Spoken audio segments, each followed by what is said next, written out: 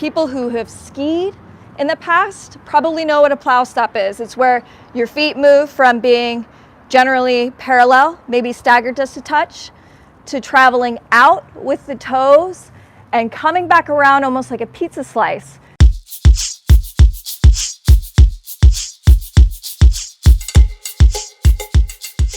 For the drill, because this is just a drill, an exercise for you to practice the fundamentals of a plow stop. We're going to start from a V position. We're going to bend the knees slightly, and then we're going to send the energy out where we start to travel forwards, but before my feet travel past like the width of my shoulders, I'm angling them back in.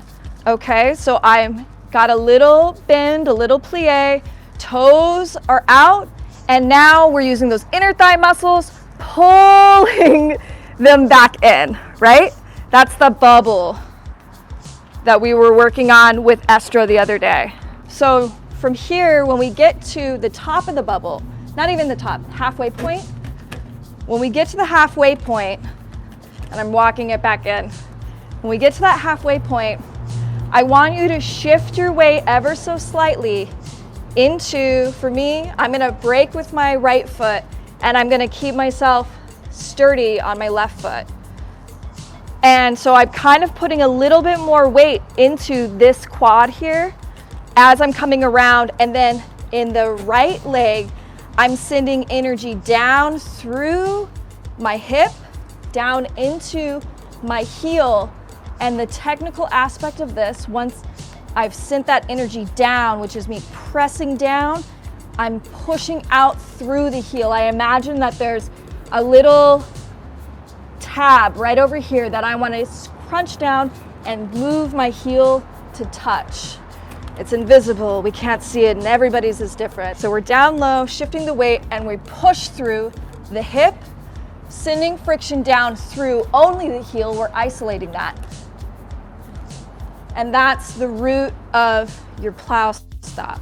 So I'm gonna break this down even further. For people who are having trouble and aren't quite there with the bubble to that weight shift to the friction, let's walk it back and talk about the friction. The friction of the plow stop is everything. If you have your bubble down and then you're able to slightly shift your weight over to give a little more juice to that stopping foot, the friction of the plow stop is square.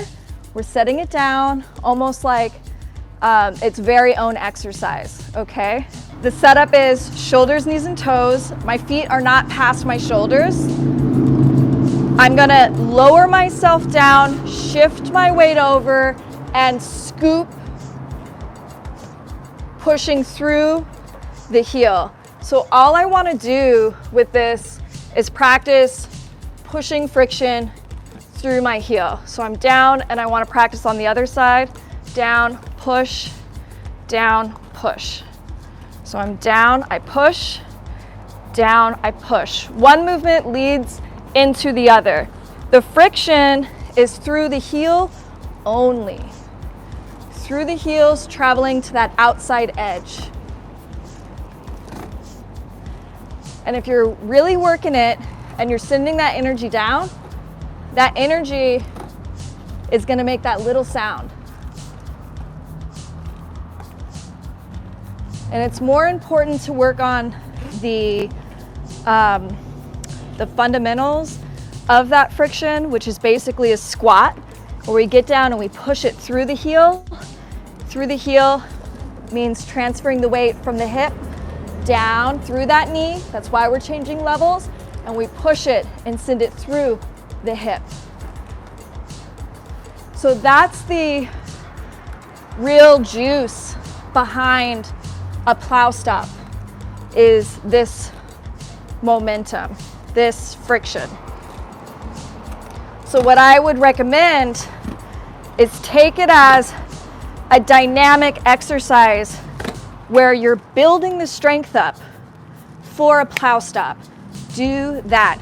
Not only will your stops thank you for it, your body dynamically as a skater will grow. So again,